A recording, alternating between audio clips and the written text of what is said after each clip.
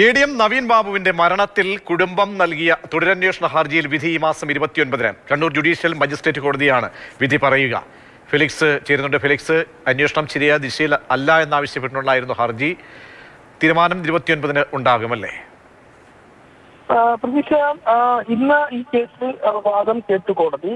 ഇതിലൊരു പ്രധാനപ്പെട്ട ഒരു ആശയക്കുഴപ്പം ഉന്നയിച്ചത് ഈ ഹർജി വിധി പറയേണ്ടത് ഇപ്പോൾ Kannur judicial first class magistrate കോടതിയിലാണ് ഇന്നിപ്പോൾ കേസ് പരിഗണിച്ചത്. എന്നാൽ സെഷൻസ് കോടതിയിലാണോ ഇത് സംബന്ധിച്ച് വാദം കേൾക്കേണ്ടത് എന്ന ഒരു കാര്യം അതിലുണ്ടായി. ഒപ്പം തന്നെ ഈ PP ദിവ്യയുടെ ഈ പ്രതിയായ PP ദിവ്യയുടെയും കളക്ടറുടെയും 2 മൊബൈൽ നമ്പറുകളിൽ ഒന്ന് മാത്രമാണ് ഹാജരാക്കിയതെന്നാണ് ഇന്ന് വാദിഭാഗം പ്രധാനമായും വാദിച്ചത്. അതായത് കുറ്റപത്രത്തിൽ CDR മാത്രമാണ് ഹാജരാക്കിയത്. മറ്റൊരു ഫോൺ കൂടിയുണ്ട്, അതിന്റെ CDR ഹാജരാക്കിയിട്ടില്ല. ഇവരുടെ ഫോൺ കോൾ രേഖകൾ ഈ പറയുന്ന കുറ്റപത്രത്തിലില്ല തുടങ്ങിയ കാര്യങ്ങളൊക്കെ തന്നെ വാദിഭാഗം വാദിച്ചു.